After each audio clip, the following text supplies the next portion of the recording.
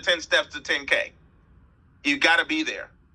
And these are not theory. These 10 steps to 10K that I'm going to share, it's not theory. This is what I experienced that allowed me to create a consistent 10K per month, right? And when somebody's not at a consistent 10K per month, one of these 10 things is missing as a leader.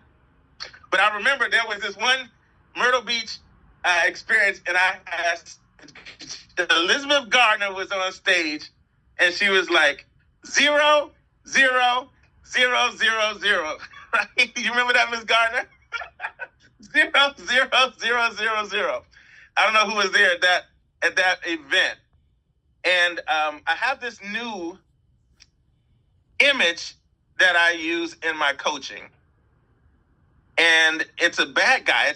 It's a visual picture of what stops us from producing what we said we would do. And I call him the Zero Monster. There's a guy called the Zero Monster. And the Zero Monster, his job is to trick you out of doing what you set out to do. How many ever got beat by the Zero Monster before? If you ever set out to do something and then you ended up doing zero, don't feel bad. You're not the only one. Put a 0 in the chat again. That means you just got beat by the Zero Monster that particular day, right? And how many are sick and tired of getting beat by the Zero Monster?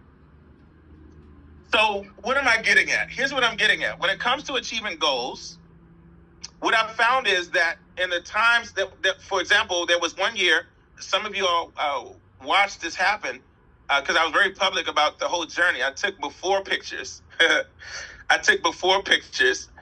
And I was greatly overweight.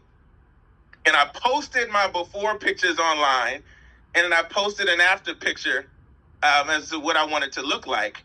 And my goal was to release 40 pounds. Yeah, 40 pounds. Lot of work. Big goal. And in 6 months, I released 60 pounds in 6 months. And it was amazing. I'm like, wow,